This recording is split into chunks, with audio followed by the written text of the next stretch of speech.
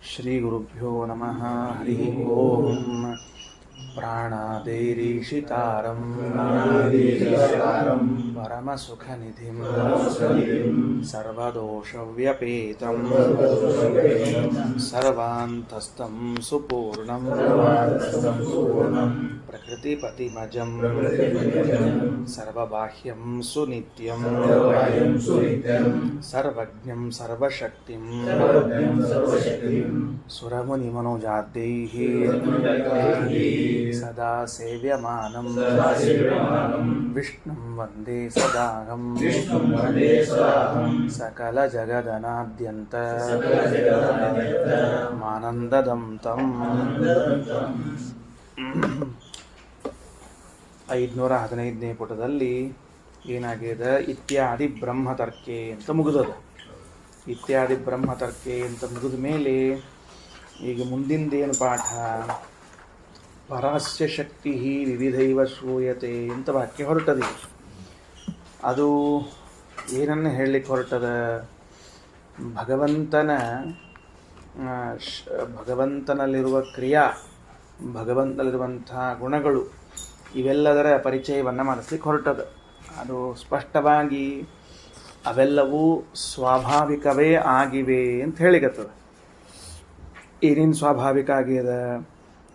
ಅಸ್ಯ ಪರಾಶಕ್ತಿ ವಿವಿಧೈವ ಶ್ರೂಯತೆ. ಈ ಭಗವಂತನಿಗೇನೊಂದು ಉತ್ತಮವಾದ ಶಕ್ತಿ ಇದೆಯೋ, ಪರಾಶಕ್ತಿ ಅಂದರೆ ಉತ್ತಮವಾದ ಶಕ್ತಿ ಅದೇನಿದೆಯೋ, ವಿವಿಧ ನಾನಾ ಬಗೆಯದ್ದಿದೆಯಂತೆ. ಬರೇ ನಾನಾ ಬಗೆಯ ಶಕ್ತಿಯಲ್ಲ, ಸ್ವಾಭಾವಿಕಿ, ಅದು ಭಗವಂತನ ಸ್ವಭಾವವೇ ಆಗಿದೆ. ಜೊತೆಗೆ ಜ್ಞಾನ ಬಲ ಕ್ರಿಯಾಚ. ಯಾವ್ಯಾವ ಸ್ವಾಭಾವಿಕವಾದದ್ದು? ಜ್ಞಾನ ಬಲ ಕ್ರಿಯಾ. ಜ್ಞಾನ ಬಲಗಳು ಗುಣಗಳ ಬಗ್ಗೆ ಹೇಳ್ತದೆ, ಕ್ರಿಯಾ ಅನ್ನೋ ಪದ ಕ್ರಿಯಾದ ಬಗ್ಗೆ ಹೇಳ್ತದೆ. ಅಂತೂ ಏನು ಹೇಳ್ದಂಗಾಯಿತು, ಭಗವಂತನಲ್ಲಿ ನಾನಾ ತರಹದ ಕ್ರಿಯೆಗಳು ಇವೆ. ಜೊತೆಗೆ ಅವೆಲ್ಲವೂ ಸ್ವಾಭಾವಿಕವಾಗಿವೆ ಅಂದರೆ ಅವನ ಸ್ವಭಾವವೇ ಆಗಿದೆ ಅಂತ ಅರ್ಥ. ಇದು ಒಂದು ಉಪನಿಷತ್ತಿನ ಮಂತ್ರ. ಇದು ಆಚಾರ್ಯರು ಇದನ್ಯಾಕೆ ಪ್ರಮಾಣತ್ವೇನ ಉದಾಹರಣೆ ಮಾಡಿದರು ಅಂದರೆ, ರಘುತ್ತಮ ಸ್ವಾಮಿಗಳವರು ತಮ್ಮ ವ್ಯಾಖ್ಯಾನದಲ್ಲಿ ಹಿಂಗೆ ತಿಳಿಸ್ತಾರೆ. ಏನು ಅಂದ್ರೆ, ಈಗ ಹಿಂದಿನ ಭಾಗದಲ್ಲಿ ಭಗವಂತನಿಗೂ ಅವನ ಕ್ರಿಯೆಗಳಿಗೂ ನಿತ್ಯತ್ವವನ್ನು ಒಪ್ಪಿ, ದೇವರು ಹಾಗೂ ದೇವರ ಕ್ರಿಯೆಗಳು ಎರಡೂ ಅಭಿನ್ನ, ನಿತ್ಯನೇ. ಮುಕ್ತರು ಹಾಗೂ ಮುಕ್ತರ ಕ್ರಿಯೆಗಳು ಅಭಿನ್ನ, ನಿತ್ಯ. ಹಿಂಗೆ ಹೇಳಿರಿ. ಮತ್ತು ಈ ಸಂಸಾರದಲ್ಲಿದ್ದವ ಏನು ತಪ್ಪು ಮಾಡ್ಯಾನ, ಅವನದನ್ನು ಹೇಳ್ಬೋಣಂತ. ನಂದೇನದ, ನನ್ನ ದೇಹದಲ್ಲಿರುವಂಥ ಕ್ರಿಯೆಗಳಿಗೂ ನನಗೂ ಅಭೇದವನ್ನು ಹೇಳಿ ನಿತ್ಯತ್ವವನ್ನು ಹೇಳಿಬಿಟ್ರೆ ಆಯ್ತಲ್ಲ ಅಂತ ಒಂದು ಪ್ರಶ್ನೆ ಬರ್ತದೆ. ಅದಕ್ಕೆ ಉತ್ತರ ರೂಪವಾಗಿ ಆಚಾರ್ಯರ ಈ ಮಾತು, ಪರಾಸ್ಯ ಶಕ್ತಿ ವಿವಿಧೈವ ಶ್ರೂಯತೆ ಅಂತ ಹೊರಟದ್ದು. ರಘುತ್ತಮ ಸ್ವಾಮಿಗಳೇನಂತಾರೆ, ನಾವು ಮುಕ್ತರಾದ ಚೇತನರಿಗೂ ಮತ್ತು ಪರಮಾತ್ಮನಿಗೂ ಏನೊಂದು ನಿತ್ಯತ್ವವನ್ನು ಹೇಳ್ತಿದ್ದೀವಿ ಕ್ರಿಯೆಗಳಿಗೆ, ಅದು ನಮಗೆ ಇಚ್ಛೆ ಬಂದಿದೆ ಅಂತ ಹೇಳ್ತಿಲ್ಲ. ನನಗೊಂದು ಚಂದ ಅನ್ನಿಸ್ತದೆ, ಅದಕ್ಕೆ ಹಂಗೆ ಮಾಡಿಬಿಡೋದು. ಊಟಕ್ಕೆ ಎಲೆ ಹಾಕಬೇಕು, ಕರೆಕ್ಟ್ ಅದ, ಹಾಕಿರ್ತಾರೆ. ದೊಡ್ಡ ಎಲೆ ಹಾಕಬೇಕು, ಸಣ್ಣ ಎಲೆ ಹಾಕಬೇಕು, ರಂಗವಲ್ಲಿ ಹಾಕಬೇಕು, ಕೂತವ್ರಿಗೆ ಅಷ್ಟ ಹಾಕಬೇಕು, ಕೂಡ್ಲಾರ್ದವ್ರಿಗೆ ಹಾಕಬೇಕು, ಅದೆಲ್ಲ ನನ್ನ ಇಚ್ಛೆ. ಕೂಡ್ಲಾರ್ದವ್ರಿಗೆ ಹೆಂಗೆ ಹಾಕಲಿಕ್ಕೆ ಬರ್ತದೆ, ಹಿಂಗೆ ಹಾಕಂಗಿಲ್ಲ ಅಂತ ಅರ್ಥ. ಅದಕ್ಕೆ ಹಿಂಗಿದ್ದ ಹೊತ್ತಿನೊಳಗೆ ಎಲೆ ಹಾಕುವುದು, ರಂಗವಲ್ಲಿ ಮೊದಲಾದ ಬಿಡಿಸೋದೆಲ್ಲ ನನ್ನ ಇಚ್ಛೆ. ಎಲೆ ಹಾಕಬೇಕು ಒಂದು ಶಾಸ್ತ್ರದ್ದು. ಹಂಗಾರೆ ಈ ಭಗವಂತನ ಕ್ರಿಯೆಗಳಿಗೂ ಭಗವಂತನಿಗೂ ಏನು ಕ್ರಿಯೆಗಳವ ನಿತ್ಯತ್ವ ಹೇಳಾಗ್ಯದ, ಅದೇನೋ ನನ್ನ ಮನಸ್ಸಿಗೆ ಬಂದದ ಅಂತ ಹೇಳಿಗತ್ತದ ಅಂತ ತಿಳಿಬೇಡ. ಪ್ರಮಾಣ ಇದ್ದದ್ದಕ್ಕೆ ನಾವು ಹಂಗೆ ಹೇಳಿಗತ್ತೀವಿ. ಹೌದು, ಅದಕ್ಕೇನೀಗ ಅಂದ್ರೆ, ಸಂಸಾರದಲ್ಲಿದ್ದ ಜೀವನಿಗೂ ಅವನ ಕ್ರಿಯೆಗಳಿಗೂ ನಿತ್ಯತ್ವ ಅದ ಅಂದ್ರೆ ಅವರಿಬ್ಬರಿಗೂ ಅಭೇದ ಇದ್ದು ನಿತ್ಯ ಆಗ್ಯದ ಅನ್ನೋದಕ್ಕೆ ಪ್ರಮಾಣ ಇದ್ದರೆ ಅದನ್ನೂ ಒಪ್ಕೊಳ್ತೀವಿ. ನಾವ್ಯಾಕೆ ಒಪ್ಕೊಳ್ಳೋದಿಲ್ಲ? ನಮಗೆ ಪ್ರಮಾಣ ಬೇಕಷ್ಟೇ. ಒಂದಾ ಪ್ರತ್ಯಕ್ಷ, ಇಲ್ಲ ಅನುಮಾನ, ಇಲ್ಲ ಆಗಮ, 3 ಪ್ರಮಾಣಗಳವ. ಎಲ್ಲದಕ್ಕೂ ವೇದನೆ ಕೇಳಿದ್ರೆ ನಾವೆಲ್ಲಿಂದ ಹೇಳ್ಬೇಕ್ರಿ ಆಚಾರ ಅಂತ ನೀವು ವಾಪಸ್ ಇಟ್ಟು ಮಾಡ್ಕೋಬೇಡ. ಎಲ್ಲದಕ್ಕೂ ನೀವು ವೇದನೆ ಕೇಳಿದ್ರೆ ನಾವೆಲ್ಲಿಂದ ತರಬೇಕ್ರಿ, ನಮ್ಮ ಮನೆಯಾಗ ಇಲ್ಲ ವೇದ ಅಂತಂದರೆ ಅದಕ್ಕೆ ನಿನ್ನ ವೇದನೆ ಬೇಕು ಅಂತಿಲ್ಲ. ಅನುಮಾನ ಹೇಳು, ಕೊನೆಗೆ ಆಗಮ ಹೇಳು, ಬೇಕಾದ ಹೇಳು. 3 ಪ್ರಮಾಣಗಳಲ್ಲಿ ಯಾವುದೇ ಪ್ರಮಾಣದಿಂದಲೂ ನನ್ನಲ್ಲಿರುವ ಅರ್ಥಾತ್ ಸಂಸಾರದಲ್ಲಿದ್ದ ಕ್ರಿಯೆಗಳು, ಜೀವಿಯ ಕ್ರಿಯೆಗಳು ನಿತ್ಯ ಅಂತ ಸಿದ್ಧ ಆದರೆ ಅವಶ್ಯ ಅಂಗೀಕಾರ ಮಾಡ್ತೀನಿ. ನಿತ್ಯ ಅಲ್ವೇನು ಅಂದ್ರೆ ನೋಡು, ತಾರುಣ್ಯಾವಸ್ಥೆಯಲ್ಲಿ ಬೀಸಿ ನಡೀತಾ ಇದ್ದಿ, ರಪ ಹೋಗ್ತಿದ್ದಿ, ಕೂಡ್ತಿದ್ದಿ, ಹೇಳ್ತಿದ್ದಿ.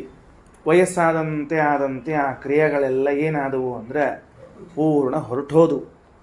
ಕೆಲವರಿಗೆ ವಯಸ್ಸಾದ ಮೇಲೆ ಏಳಲಿಕ್ಕೆ ಬರೋದಿಲ್ಲ, ಕೂಡ್ಲಿಕ್ಕೂ ಬರೋದಿಲ್ಲ, ಬೆಡ್ ರಿಟರ್ನ್ ಆಗಿಬಿಟ್ಟಿರ್ತಾರೆ. ಕ್ರಿಯಾ ನಿತ್ಯ ಆಗಿದ್ರೆ ಹಾಸಿಗೆ ಹಿಡಿಬಾರ್ದಾಗಿತ್ತು. ಹಾಗಾದ್ರೆ ಕ್ರಿಯಾ ನಿತ್ಯ ಅಲ್ಲ ಅಂತ ಅನ್ನೋದಕ್ಕೆ ಇದು ದೃಷ್ಟಾಂತ ಹೌದು ಅನ್ನು. ವಯಸ್ಸಿನಲ್ಲಿದ್ದಾಗ ಕಾಲಿದ್ದವನು ವಯಸ್ಸಾದಾಗ ಕಾಲು ಕಳ್ಕೊಂಡ, ಅಥವಾ ವಯಸ್ಸಿನಲ್ಲೇ ಕಾಲು ಹೋಯಿತು, ಪ್ಯಾರಸಿಟಕ್ ಆಯಿತು, ಇನ್ನೊಂದೇನೋ ಆಯಿತು, ನಡಿಲಿಕ್ಕೆ ಬರೋದಿಲ್ಲ. ಹಾಗಿದ್ದರೆ ಕ್ರಿಯಾ ಅನ್ನೋದು ನಿತ್ಯವಾಗಿದ್ದರೆ ಬರಬೇಕಾಗಿತ್ತಲ್ಲ. ಅಂದಮೇಲೆ ಕ್ರಿಯಾ ನಿತ್ಯ ಅಲ್ಲ ಎಂಬುದಕ್ಕೆ ದೃಷ್ಟಾಂತ. ಯಾರಿಗೂ ನಮಗೂ ನಮ್ಮ ಕ್ರಿಯೆಗಳಿಗೂ ಅಭೇದ ಇದ್ದರೂ, ಅಂದರೆ ಈ ಸಂಸಾರದಲ್ಲಿದ್ದ ಕ್ರಿಯೆಗಳಿಗೆ ಭೇದ, ಸ್ವರೂಪದಲ್ಲಿದ್ದ ಕ್ರಿಯೆಗಳಿಗೆ ಅಭೇದ ಅಷ್ಟಿದ್ರೂ ಕೂಡ ಏನಾಗಿದೆ ಅಂತ ಕೇಳಿದರೆ ಅನಿತ್ಯತ್ವನೇ ಅದ. ಹಾಗಾಗಿ ಒಪ್ಲಿಕ್ಕೆ ಬರೋದಿಲ್ಲ. ಪರಮಾತ್ಮನ ವಿಷಯದಲ್ಲಿ ಪರಾಸ್ಯ ಶಕ್ತಿ ವಿವಿಧೈವ ಶ್ರೂಯತೆ ಸ್ವಾಭಾವಿಕಿ ಜ್ಞಾನ ಬಲಕ್ರಿಯಾಚ ಅಂತ ಪ್ರಮಾಣ ಅದ, ಅದಕ್ಕೆ ಒಪ್ಲಿಕ್ಕೆ ಬರ್ತದೆ ಅಂತ ಇಷ್ಟು ರಘುತ್ತಮ ಸ್ವಾಮಿಗಳು ವ್ಯಾಖ್ಯಾನ ಮಾಡಿ ತೋರಿಸಿದ್ದಕ್ಕೆ. ಮುಕ್ತರಿಗೆ ನಿತ್ಯವೇ ಆಗಿದೆ ಕ್ರಿಯೆಗಳು ಅಂತ ಅದರೇನು ಪ್ರತ್ಯೇಕ ಇಟ್ಕೊಂಡಿಲ್ಲ, ಅದಕ್ಕೆ ಪ್ರಮಾಣಗಳವ ಅಂತ ಹೇಳ್ಬಿಡ್ತಾರೆ. ಇತ್ಯಾದಿ ಶ್ರುತಯ ಚ ಅಂತ ನೋಡ್ರಿ, ಚ ಶಬ್ದದಿಂದ ಅರ್ಥ ಏನು ಅಂದರೆ ಆ ವಿಷಯಗಳಲ್ಲೂ ಶ್ರುತಿಯವ. ಮುಕ್ತರ ಕ್ರಿಯೆಗಳು ನಿತ್ಯ ಆಗ್ಯಾವ ಎಂಬುದಕ್ಕೂ ಶ್ರುತಿಗಳವ. ಇನ್ನೊಂದು ಬ್ರಹ್ಮತರ್ಕದ ವಾಕ್ಯ ಅಂದರೆ, ಈಗ ಅಭ್ಯಾಸ ಮಾಡಿದ್ದನ್ನೇ ಮತ್ತೊಂದು ರೀತಿಯಿಂದ ಅಭ್ಯಾಸ ಮಾಡಿಸ್ತಾರೆ. 515ನೇ ಪುಟದಲ್ಲಿ ಶಕ್ತಿಮತೋಶ್ಚೈವ ವಿಶೇಷಸ್ಯ ವಿಶೇಷಿಣಃ ಅವಿನಾಭಾವತ ಯತ್ರ ನಭೇದಸ್ತತ್ರ ವಿದ್ಯತೆ ಸರ್ವಾಧಿಕ ಸುಖತ್ವಂಚ ಜ್ಞಾನಂ ಸರ್ವಾಧಿಕಂ ತಥಾ. ಎಲ್ಲ ಹೊರಡ್ತದೆ ಈಗದು. ಏನು ಹೇಳಿಕತ್ತಾರ ಅಂದ್ರೆ, ಶಕ್ತಿಮತೋಶ್ಚೈವ, ಎಲ್ಲಿ ವಿಶೇಷವನ್ನು ಹೇಳಬೇಕು ಅನ್ನೋದಕ್ಕೊಂದು ಕಾರಣವನ್ನು ಕೊಡ್ಲಿಕ್ಕತ್ತಾರೆ. ವಿಶೇಷಸ್ಯ ವಿಶೇಷಿಣಃ ಅವಿನಾಭಾವ, ಶಕ್ತಿ ಹಾಗೂ ಶಕ್ತಿ ಉಳ್ಳವನು. ಶಕ್ತಿ ಮತ್ತಂದ್ರೆ ಶಕ್ತಿ ಉಳ್ಳವನು ಅಂತ ಅರ್ಥ. ಶಕ್ತಿ ಮತಃ, ಇವರಿಬ್ಬರ ಮಧ್ಯದಲ್ಲಿ, ಶಕ್ತಿ ಮತ್ತು ಶಕ್ತಿ ಉಳ್ಳವರ ಮಧ್ಯದಲ್ಲಿ, ವಿಶೇಷಸ್ಯ ವಿಶೇಷಿಣಃ, ವಿಶೇಷವೂ ಹಾಗೂ ವಿಶೇಷ ಉಳ್ಳವನು ಎನ್ನುವರ ಮಧ್ಯದಲ್ಲಿ, ಅವಿನಾಭಾವಿತ ಅಂದ್ರೇನು? ಒಂದನ್ನು ಬಿಟ್ಟು ಒಂದು ಇರಲಾರವು. ಒಂದನ್ನು ಬಿಟ್ಟು ಒಂದು ಎಂದೆಂದೂ ಇರಲಾರವು. ಅರ್ಥ ಆಯ್ತಾ? ಅವುಗಳ ಮಧ್ಯದಲ್ಲಿ ಏನು ಹೇಳಬೇಕು? ತತ್ರ, ಅಲ್ಲಿ ವಿಶೇಷವು ಇದೆ ಎಂದು ಹೇಳಬೇಕು. ಒಂದನ್ನು ಬಿಟ್ಟು ಒಂದು ಎಂದೂ ಇರಂಗಿಲ್ಲರಿ, ಅವು ಎರಡು ಜೊತೆಗೆ ಇರ್ತಾವೆ. ಅಲ್ಲಿ ಏನು ಹೇಳಬೇಕು? ವಿಶೇಷವನ್ನು ಹೇಳಬೇಕು ಅದರ ವ್ಯವಹಾರ ಮಾಡಲಿಕ್ಕೆ. ಉದಾಹರಣೆಗೆ, ಹಾಲಿನಲ್ಲಿ ಬಿಳಿ ಬಣ್ಣ ಇದೆ. ಆ ಹಾಲಿನ ಬಿಳಿ ಬಣ್ಣ ಎಂದೂ ಹೋಗುವುದಿಲ್ಲ. ಹಾಲಿರೋಷ್ಟು ಕಾಲ ಇದ್ದೇ ಇರ್ತದೆ. ಆಮೇಲೆ ಹಾಲಿರುವಷ್ಟು ಕಾಲ ಬಿಳಿ ಬಣ್ಣ ಇದ್ದದ್ರಿಂದ ಹಾಲು ಬಿಳಿ ಬಣ್ಣ ಎರಡೂ ಅನ್ನೋದೇನದು ನೋಡ್ರಿ, ಇದು ಇವೆರಡರ ಮಧ್ಯದಲ್ಲಿ ವಿಶೇಷವನ್ನು ಹೇಳಬೇಕು. ಅಂದಾಗಲೇ ಹಾಲಿನ ಬಣ್ಣ ಅಂತ ವ್ಯವಹಾರ ಮಾಡ್ಲಿಕ್ಕೆ ಬರ್ತದೆ. ಅವಿನಾಭಾವ ಅಂದ್ರೇನು? ಇರಂಗಿಲ್ಲ. ಅದಕ್ಕೆ ಶಕ್ತಿಮತೋಶ್ಚೈವ ವಿಶೇಷಸ್ಯ ವಿಶೇಷಿಣಃ ಅವಿನಾಭಾವತ ಯತ್ರ ನಭೇದಸ್ತತ್ರ ವಿದ್ಯತೆ. ಅಲ್ಲಿ ಭೇದ ಹೇಳಬಾರ್ದು. ಎಲ್ಲಿ? ಒಂದನ್ನೊಂದು ಎಂದೂ ಬಿಟ್ಟಿರಂಗಿಲ್ಲಲ್ಲ, ಆ ಎರಡರ ಮಧ್ಯದಲ್ಲಿ ಎಂದೂ ಭೇದವನ್ನು ಹೇಳಬಾರದು. ಹಿಂಗೆ ಬೇರೆ ಬೇರೆನೂ ತಗೋಬಹುದು. ಹಾಲಿನ ಬಣ್ಣವನ್ನು ಹೇಳಿದೆ ಅಂದರೆ ಏನಿರಬೇಕು? ಆ ವಸ್ತು ಬದುಕಿರೋಷ್ಟು ಕಾಲ ಅದು ಇರಬೇಕ್ರಿ. ಕರಿ ಆಕಳಿತ್ತು ಅಂತ ಇಟ್ಕೊಳ್ರಿ. ಕಬ್ಬಣ್ಣದ ಆಕಳ ಕಪಿಲಾಗವು ಅಂತ ಕರಿತಾರೆ ಅದಕ್ಕೆ. ಆ ಕರಿಬಣ್ಣದ ಆಕಳು ಇರೋಷ್ಟು ದಿವಸ ಕರಿಬಣ್ಣನೇ ಇರ್ತದೆ. ಅದಕ್ಕೆ ಏನು ಮಾಡ್ಲಿಕ್ಕೆ ಬರೋದಿಲ್ಲ, ಅದನ್ನು ಬಣ್ಣ ಬದಲಾಯಿಸ್ಲಿಕ್ಕೆ ಬರೋದಿಲ್ಲ.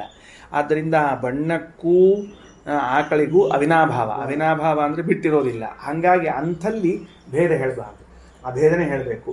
ವ್ಯವಹಾರಕ್ಕೆ ವಿಶೇಷವನ್ನು ಉಪಯೋಗಿಸ್ಕೊಳ್ಬೇಕು ಅನ್ನೋದನ್ನು ತಿಳಿಸಿಕೊಟ್ಟಿದ್ದಾರೆ. ಇನ್ನು ಪರಮಾತ್ಮನಲ್ಲಿರ್ತಕ್ಕಂಥದ್ದು ಮುಂದೇನು ಅಂದರೆ, ಇದಿಷ್ಟು ಒಂದು ಶ್ಲೋಕನೇ ಇಲ್ಲಿಗೆ ಮುಗೀತಿದೆ, ವಿಷಯ ಮುಗೀತು. ಇನ್ನು ನೆಕ್ಸ್ಟು, ಭಗವಂತನ ಗುಣಗಳು ಅವನ ಸ್ವರೂಪವೇ ಆಗಿದೆ ಅಂತನ್ನೋದಕ್ಕೆ ಮುಂದಿನ ಪ್ರಮಾಣ ಹೊರಡ್ತೀಗ. ಗುಣಗಳು ಬೇರೆ ಅಲ್ಲ, ಭಗವಂತನ ಸ್ವರೂಪವೂ ಬೇರೆ ಅಲ್ಲ. ಸರ್ವಾಧಿಕ ಸುಖತ್ವಂಚ ಜ್ಞಾನಂ ಸರ್ವಾಧಿಕಂ ತಥಾ ಸರ್ವಾಧಿಕಾ ಸರ್ವಶಕ್ತಿ ತೇಜಃ ಸರ್ವಾಧಿಕಂ ತಥಾ ಇತ್ಯಾದಯೋ ಗುಣಾಃ ಸರ್ವೇ ಸ್ವರೂಪಂ ವೈಷ್ಣವಂ ಸದಾ. ಎಷ್ಟು ಚಂದ ವಿಷಯ ಇದೆ ನೋಡ್ರಿ. ಭಗವಂತನಲ್ಲಿ ಸುಖವಿದೆ, ಕೇವಲ ಸುಖ ಇಲ್ಲ, ಸರ್ವ ಅಧಿಕವಾದ ಸುಖ ಇದೆ. ಎಂಥ ಸುಖ ಅದ? ಸರ್ವಾಧಿಕ ಸುಖ. ಸರ್ವಾಧಿಕ ಸುಖ ಅನ್ನೋ ಶಬ್ದವನ್ನು ಬಿಡಿಸಿರಿ ಅಂತ ಹೇಳ್ತದೆ ನಮಗೆ. ಅಂದರೆ ಲೋಕದಲ್ಲಿ ಯಾರ್ಯಾರು ಸುಖವುಳ್ಳವರು ಅಂತಿದ್ದಾರೋ ಅವರೆಲ್ಲರಿಗಿಂತಲೂ ಹೆಚ್ಚಿನ ಪ್ರಮಾಣದಲ್ಲಿ ದೇವರಲ್ಲಿ ಸುಖ ಅದ, ಅನಂತವಾದ ಸುಖ ಅದ. ಇನ್ನು ಜ್ಞಾನಂ ಸರ್ವಾಧಿಕಂ, ಭಗವಂತನಲ್ಲಿ ಎಲ್ಲಕ್ಕಿಂತ ಹೆಚ್ಚು ಜ್ಞಾನ ಅದ. ಯಾರ್ಯಾರು ಜ್ಞಾನ ಉಳ್ಳವರು ಅಂತ ಲೋಕದಲ್ಲಿದ್ದಾರೋ ಅವರೆಲ್ಲರಿಗಿಂತಲೂ ಅತ್ಯಧಿಕವಾದ ಜ್ಞಾನವೂ ಇದೆ. ಇನ್ನು ಸರ್ವಾಧಿಕ ಸರ್ವಶಕ್ತಿ, ಎಲ್ಲರಿಗಿಂತಲೂ ಅತ್ಯಧಿಕವಾದ ಶಕ್ತಿ ಇದೆ. ಜೊತೆಗೇನದ ಅಂದರೆ ಎಲ್ಲ ಶಕ್ತಿ ಅದ. ಕೆಲವರಿಗೆ ಅಧಿಕ ಶಕ್ತಿ ಇರ್ತದೆ, ಒಂದೊಂದೇ ಇರ್ತದೆ. ಒಂದು ಶಕ್ತಿ ಇವರಿಗೆ, ಒಂದು ಶಕ್ತಿ ಇವರಿಗೆ, ಒಂದು ಶಕ್ತಿ ಇವರಿಗೆ. ಆದರೆ ಅವರಲ್ಲಿರುವಂತಹ ಶಕ್ತಿ ಹೆಂಗಿರ್ತದೆ ಅಂದರೆ ಎಲ್ಲರಿಗಿಂತಲೂ ಅತ್ಯಧಿಕವಾಗಿ ಇರ್ತದೆ. ಆದರೆ ಎಲ್ಲ ಶಕ್ತಿ ಎಲ್ಲರಿಗಿಂತ ಹೆಚ್ಚಾಗಿರೋದು ಪರಮಾರ್ಥದಲ್ಲಿ ಒಬ್ಬನಲ್ಲೇ ಇರುವಂತಹದ್ದು. ತೇಜಃ ಸರ್ವಾಧಿಕಂ, ದೇವರ ದೇಹದಲ್ಲಿರುವಂತಹ ಪ್ರಕಾಶ ಫಳ ಫಳ ಫಳ ಫಳ ಹೊಳಿತಿರ್ತಾನೆ ದೇವರು. ಇದು ಬರೇ ಅವನಿಗೆ ಅಷ್ಟ ಅಲ್ಲ, ನಮಗೂ ಪ್ರಕಾಶದ, ನಮ್ಮ ಸ್ವರೂಪಕ್ಕೂ ಫಳಫಳ ಹೊಳೆಯುವಿಕೆ ಅಂತದ. ಎಲ್ಲರಿಗಿಂತಲೂ ಅಧಿಕವಾದದ್ದು ಪರಮಾತ್ಮನಲ್ಲದ ಅಂತ ಹಿಂಗೊಂದು 4 ಗುಣಗಳನ್ನು ಎತ್ತಿ ಹೇಳಿ ಮುಖ್ಯ ವಿಷಯಕ್ಕೆ ಬರ್ತಾರೆ. ಇತ್ಯಾದಯೋ ಗುಣಾಃ ಸರ್ವೇ, ಇವೇ ಮೊದಲಾದ ಗುಣಗಳು ಸ್ವರೂಪಂ ವೈಷ್ಣವಂ ಸದಾ. ವೈಷ್ಣವಂ ಸ್ವರೂಪಂ, ವಿಷ್ಣುವಿನ ಸ್ವರೂಪವೇ ಆಗಿದೆ. ವೈಷ್ಣವಂ ಅಂದ್ರೆ ಏನು? ಭಗವಂತನ ಅಂತ ಅರ್ಥ. ಭಗವಂತನ ಸ್ವರೂಪವೇ ಆಗಿವೆ. ಭೇದ ಅನ್ಯತ್ವಾದಯ ಶಬ್ದಾಃ ಅತದ್ರೂಪತ್ವವಾಚಕಾಃ. ಏನಾಗ್ಯಾವ? ಭೇದ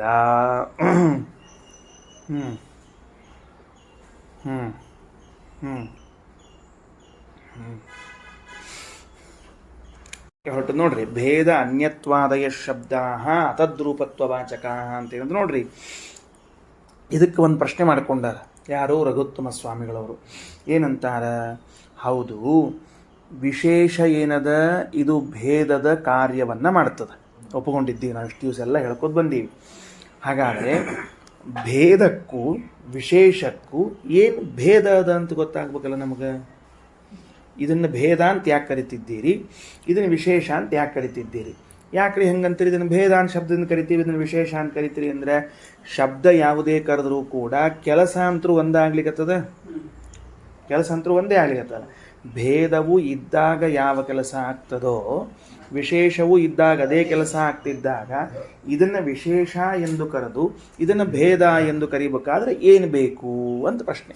ಏನು ವೈಲಕ್ಷಣ್ಯ? ಔಷಧ ತೊಗೊಳಕ್ಕೆ ಹೋಗಿರ್ತೀರಿ ಅಂಗಡಿ ಒಳಗೆ, ಆ ಕಂಪ್ನಿದಿಲ್ಲ ಬೇರೆ ಕಂಪ್ನಿದ ಕೊಡ್ಲೇನು ಅಂತ ಕೇಳ್ತಾರೆ. ಅದನ್ನು ನೀವೇನಂತೀರಿ? ತಗೊಳ್ಳೋ ಕೆಲವ್ರು ಏನು ಮಾಡ್ತಾರೆ, ಒಟ್ಟು ಗುಳಿಗೆ ತೊಗೋಬೇಕು ಅಂತ ತಿಳ್ಕೊಂಡು ಇಲ್ಲಿ ಕೊಡ್ರಿ ಅಂತ ಇರ್ತಾರೆ. ಅದಕ್ಕೆ ಹಂಗಲ್ಲ, ನಮಗೆ ಅದೇ ಕಂಪ್ನಿದು ಬೇಕು ಅಂತ ಕೆಲವು ಹಠ ಮಾಡಿದ್ರು ಅಂದರೆ ಬಾಜುಕ್ ಒಂದು ಅಂಗಡಿದ ಕೇಳ್ರಿ ಇಷ್ಟು ಹೇಳ್ತಾರೆ ಅವರು, ಶಾಣೆ ಇರ್ತಾರೆ. ಹಂಗಾರೆ ಒಂದೇ ಕೆಲಸ ಮಾಡುವಂಥದ್ದು 2 ಕಂಪ್ನಿ ಟ್ಯಾಬ್ಲೆಟ್ ಇದ್ದಂತೆ, ಗುಳಿಗೆಗಳಿದ್ದಂತೆ, ಮಾತ್ರೆಗಳಿದ್ದಂತೆ ವಿಶೇಷವೂ ಭೇದದ ಕಾರ್ಯವನ್ನೇ ಮಾಡ್ತದೆ. ಭೇದ ಅಂತರೂ ತನ್ನ ಕೆಲಸನೇ ಮಾಡ್ತದೆ. ಆಮೇಲೆ ಇವೆರಡರ ಮಧ್ಯದಲ್ಲಿ ವೈಲಕ್ಷಣ್ಯ ಹೆಂಗೆ ಗೊತ್ತಾಗಬೇಕು ಹೇಳ್ರಿ ಅಂತ ಕೇಳಿದಾಗ ಈ ವಾಕ್ಯ ಹೊರಟದ. ಭೇದ ಅನ್ಯತ್ವಾದಯ ಶಬ್ದಾಃ ಅತದ್ರೂಪತ್ವವಾಚಕಾಃ ಅಂದ್ರೇನು? ಇವೇನು ಮಾಡ್ತದೆ? ಭೇದ, ಅನ್ಯ, ಅಂತರ ಇವೇ ಮೊದಲಾದ ಶಬ್ದಗಳು ಎಲ್ಲಿ ವಸ್ತುವಿಗೂ ಅದಕ್ಕೂ ಇರುವಂತಹ ಸ್ವರೂಪತ್ವ ಇಲ್ಲ ಅಂತ ತಿಳಿಸ್ಲಿಕ್ಕೆ ಹೊರಡ್ತದೆ. ಅಂದರೆ 2 ವಸ್ತುಗಳು ಇರ್ತಾವೆ ಯಥಾ ಪ್ರಕಾರ. ಎಲ್ಲೆಲ್ಲಿ ಹೇಳಿದ್ವಿ ನಾವೀಗ ಅಂತಂದ್ರೆ, ಮತ್ತು ಹತ್ತಿ ಅದರ ಬಣ್ಣ, ಹಾಲು ಅದರ ಬಣ್ಣ, ಆಕಳ ಅದರ ಬಣ್ಣ, ಇವೆರಡವ ಅದರಲ್ಲಿ ಎಂದೂ ಕೂಡ ಏನಿಲ್ಲ ಸ್ವರೂಪ ಅಲ್ಲ ಅಂತ ಹೇಳಿಕ್ಕೆ ಬರಂಗಿಲ್ಲ. ಯಾವ್ದು ಸ್ವರೂಪ ಅಲ್ಲ ಅಂತ ಹೇಳಿಕ್ಕೆ ಬರುವುದಿಲ್ಲ. ಬಣ್ಣವು ಅದರ ಸ್ವರೂಪ ಅಲ್ಲ ಅಂತ ಹೇಳಲು ಬರುವುದಿಲ್ಲ. ಆದರೆ ಭೇದ ಇತ್ತು ಅಂದರೆ ಅದು ಅದರ ಸ್ವರೂಪವಲ್ಲ ಎಂದು ಹೇಳಲು ಸರಳ ಬರ್ತದೆ. ಹಂಗಾರೆ ಭೇದ ಮತ್ತು ವಿಶೇಷ ಏನು ಅಂತ ಕೇಳಿದ್ರೆ, 2 ವಸ್ತುವಿನ ಮಧ್ಯದಲ್ಲಿ ಇದು ಅದರ ಸ್ವರೂಪವಲ್ಲ ಎಂದು ಹೇಳಲು ಎಲ್ಲಿ ಬರುತ್ತದೆಯೋ ಭೇದ.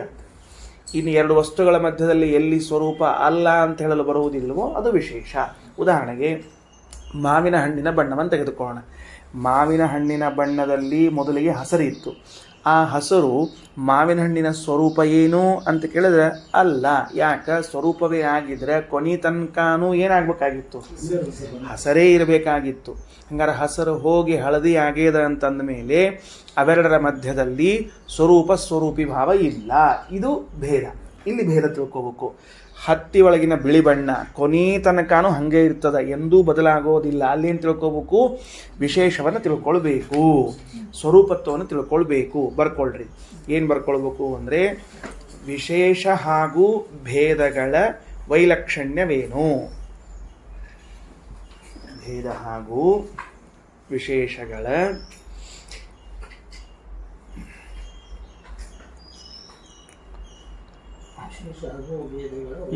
ವಿಶೇಷ ಹಾಗೂ ಭೇದಗಳ ವೈಲಕ್ಷಣ್ಯ ಏನು? ಹೆಂಗೆ ಗುರ್ತಿಸೋದು? ಇದನ್ನು ಭೇದ ಅಂತ ಗುರ್ತಿಸ್ಬೇಕು, ಇದನ್ನು ವಿಶೇಷ ಅಂತ ಗುರ್ತಿಸ್ಬೇಕು. ಹೆಂಗೆ?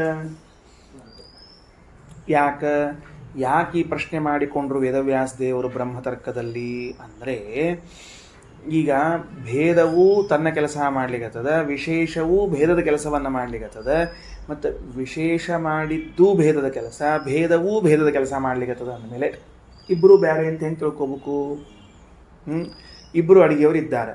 ಇವನು ಅದೇ ತರಹದ ಅಡಿಗೆ ಮಾಡ್ತಾನೆ, ಅವನು ಅದೇ ತರಹದ ಅಡಿಗೆ ಮಾಡಿದರೆ ಯಾರನ್ನು ಕರಿಬೇಕು ಯಾರನ್ನು ಬಿಡಬೇಕು ಅಂತ ಗೊತ್ತಾಗಂಗೇ ಇಲ್ಲ. ಇಬ್ಬರು ಚಲೋ ಮಾಡ್ತಾರೆ ಬಿಡ್ರಪ್ಪ, ಯಾರು ಕರೀರಿ ಅಂತ.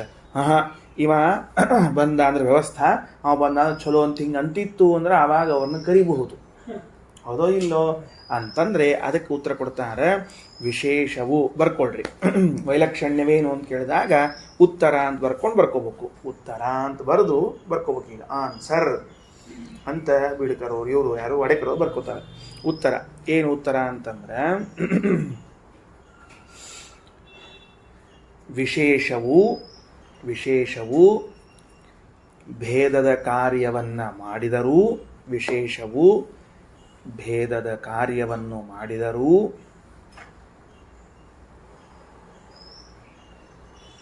ಆ ಎರಡು ವಸ್ತುಗಳಲ್ಲಿ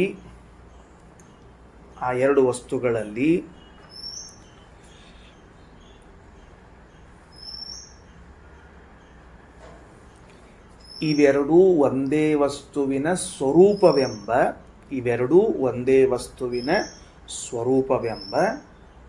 ಬುದ್ಧಿಯನ್ನು ಹಾಗೆಯೇ ಉಳಿಸುತ್ತದೆ.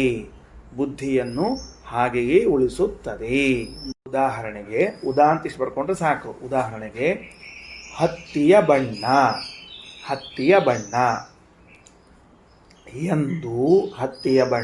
ಎಂದು ವ್ಯವಹಾರ ಮಾಡಿದರೂ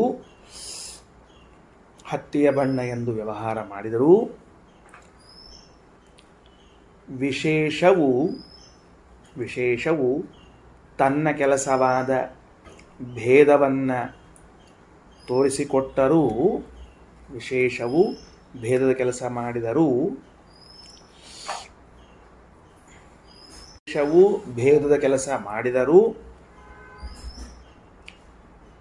ಬಿಳಿಯ ಬಣ್ಣವು ಹತ್ತಿಯ ಸ್ವರೂಪವಲ್ಲ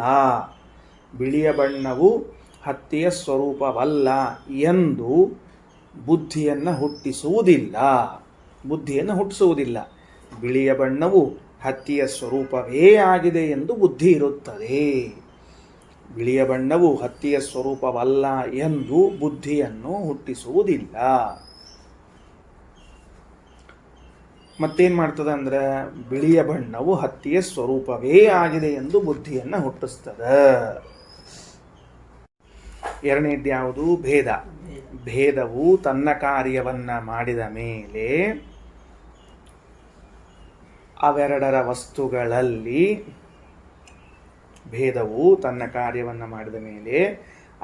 ವಸ್ತುಗಳಲ್ಲಿ ಅವೆರಡು ವಸ್ತುಗಳಲ್ಲಿ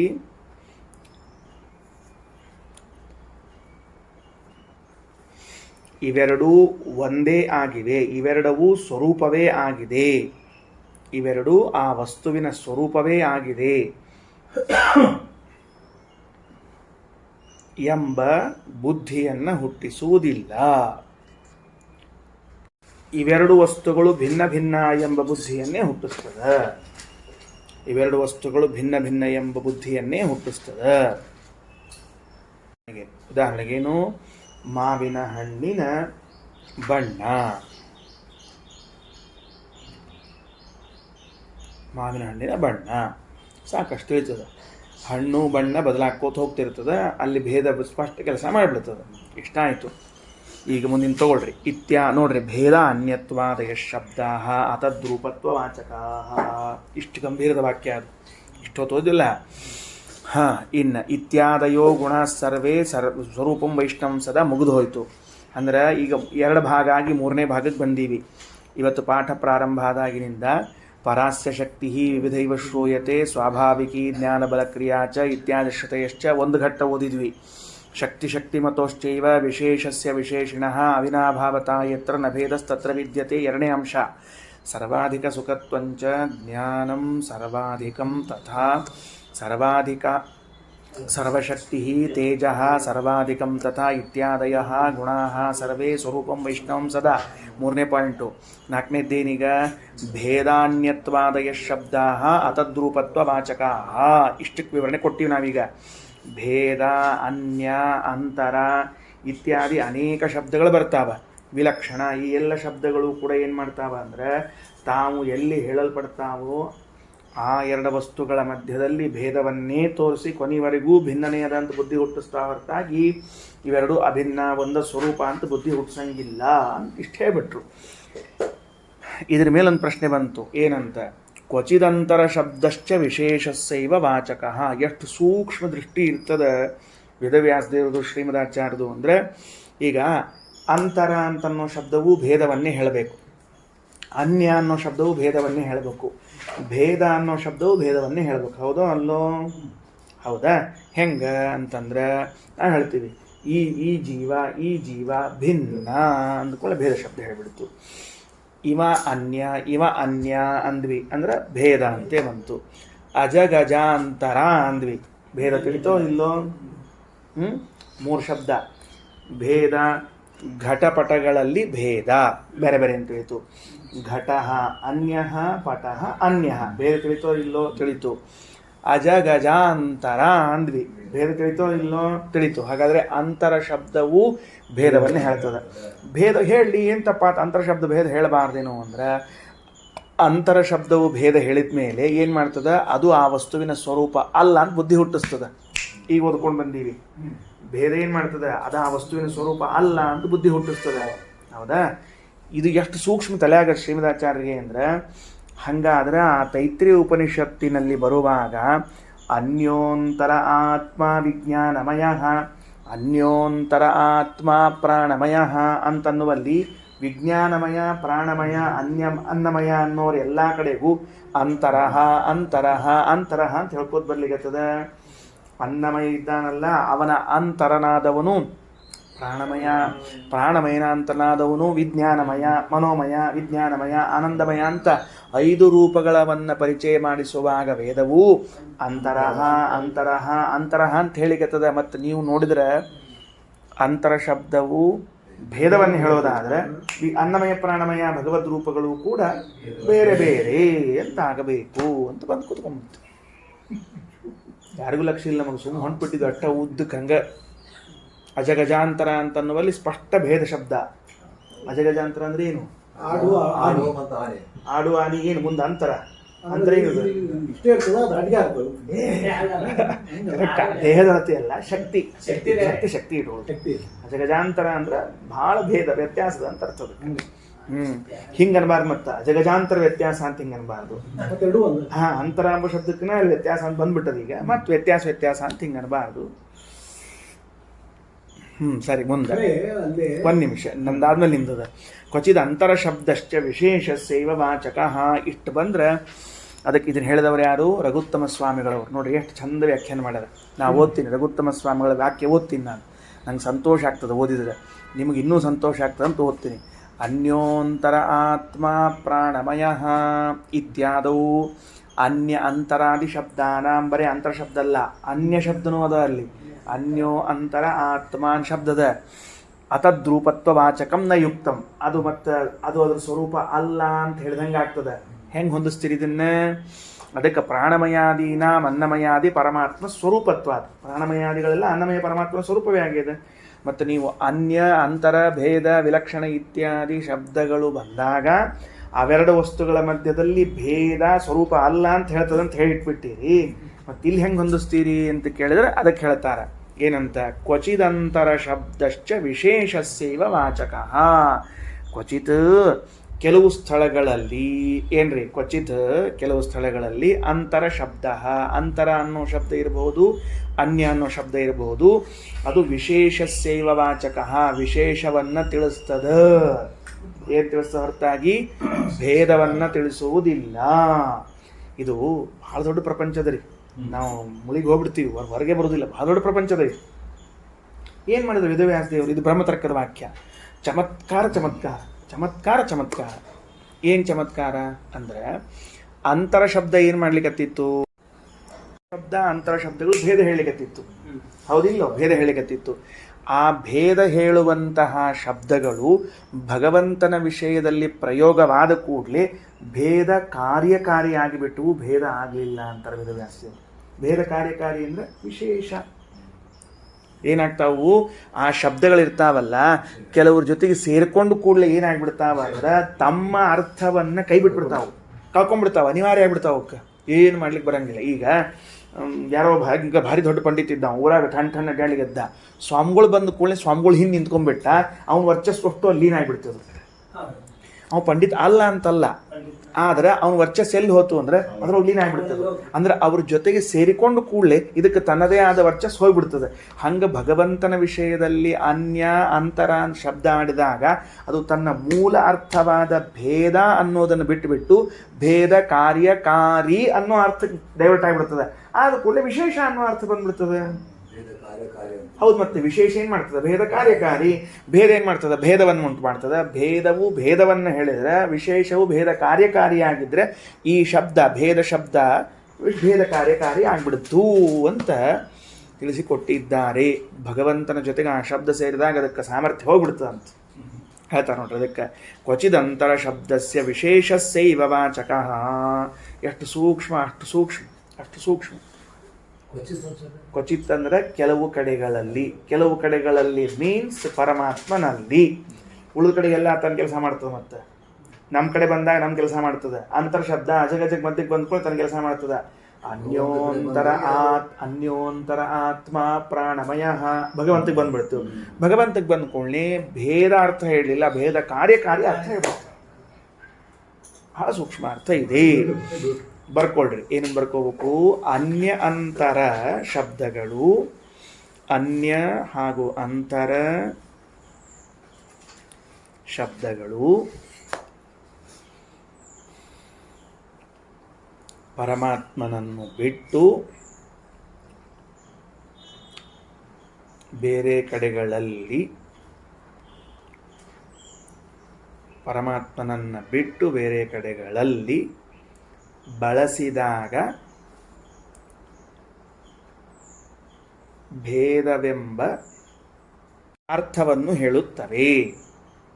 ಭೇದವೆಂಬ ಅರ್ಥವನ್ನೇ ಹೇಳುತ್ತವೆ. ಅರ್ಥವನ್ನು ಅಲ್ಲ, ಅರ್ಥವನ್ನೇ ಹೇಳುತ್ತವೆ. ಇನ್ನು ಈ ಅನ್ಯ ಅಂತರ ಶಬ್ದಗಳು ಇನ್ನು ಈ ಅನ್ಯ ಅಂತರ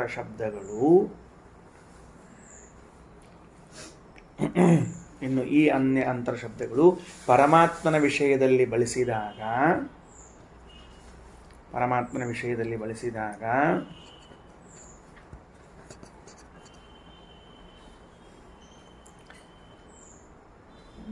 ಭೇದ ಎಂಬ ಅರ್ಥ ಹೇಳದೆ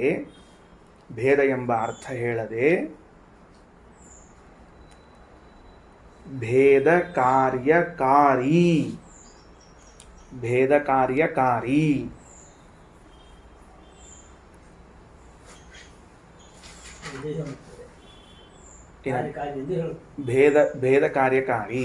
ಭೇದವು ಇರುವಾಗ ಆಗಬೇಕಾದ ಕೆಲಸವನ್ನ ಮಾಡುವಂತೆ, ಭೇದವು ಇರಬೇಕಾದಾಗ ಭೇದವು ಏನು ಬರ್ಕೊಂಡ್ರಿ? ಭೇದವು ಇರಬೇಕಾದಾಗ ಆಗುವ ಕಾರ್ಯವನ್ನು ಮಾಡುವ ವಿಶೇಷವನ್ನು ತಿಳಿಸುತ್ತದೆ.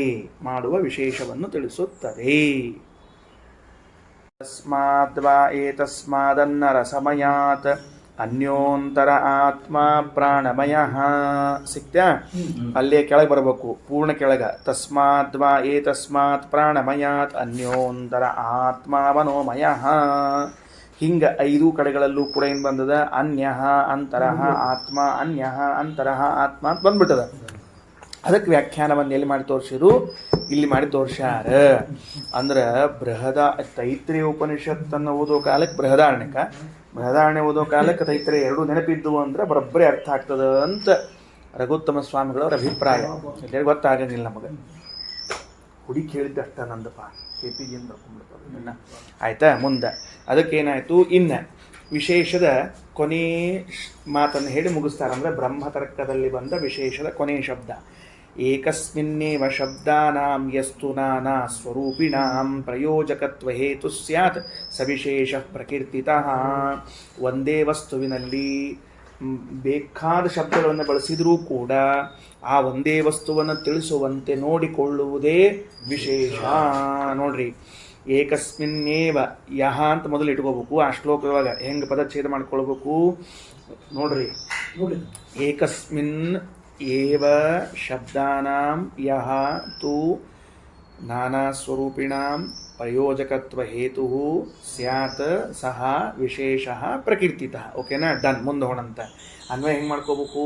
ಯಹ ಯಾವುದು, ಏಕಸ್ಮಿನ್ನೇವ ಒಂದೇ ವಸ್ತುವಿನಲ್ಲಿ, ನಾನಾ ಸ್ವರೂಪಿಣಾಂ ಶಬ್ದಾನಾಂ ಬೇರೆ ಬೇರೆ ಸ್ವರೂಪಗಳನ್ನು ಹೇಳುವ, ಬೇರೆ ಬೇರೆ ವಿಷಯಗಳನ್ನು ಹೇಳುವ ಶಬ್ದಗಳನ್ನು ಪ್ರಯೋಜಕತ್ವ ಹೇತು ಸ್ಯಾತ್ ಪ್ರಯೋಗ ಮಾಡಲಿಕ್ಕೆ ಕಾರಣವಾಗುತ್ತದೆಯೋ ಸಹ ಅದನ್ನು ವಿಶೇಷವೆಂದು ಕರೆಯುತ್ತಾರೆ. ಈಗ ಉದಾಹರಣೆಗೆ ಹೆಂಗೆ ತಿಳ್ಕೊಳ್ಳೋದು?